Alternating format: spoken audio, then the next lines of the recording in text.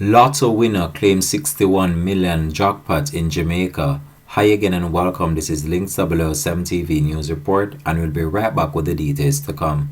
Welcome to Links 007 TV News Report, providing you with the best in local and international news updates. This is a place where you can get the most reliable and informative news information. Links 007 TV News Report. Welcome back and thanks for joining us. This is Links 007 TV News Report.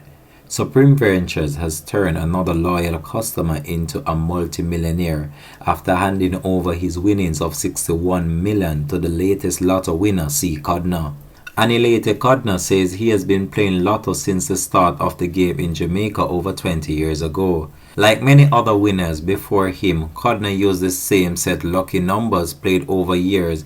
He hit the jackpot with the following numbers: 9, 10, 11, 19, 30 and 31. CEO of Prime Sports Jamaica says that the most recent Lotto win solidified Supreme Ventures as a winning chess gaming provider in Jamaica.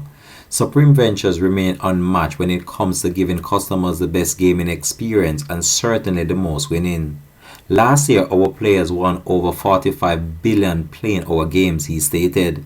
With this Lotto win so early in 2022, as well as much with the company set to launch its newest category of game, Supreme Scratchers, later this month, we are definitely on course to create even more winners this year, he added. Codner, who learned of the win after checking the result the morning after the Lotto draw, stated that his first step will to invest in real estate. I have been playing Lotto with the same set of numbers for years and never miss a draw. When I checked the result after the draw and saw that I won, I was elated. This win will change my life as I don't have a house and I can get one now, he stated. This has been Links 007 TV News Report, and we'll continue to provide you with more information to come on this. Thanks for watching.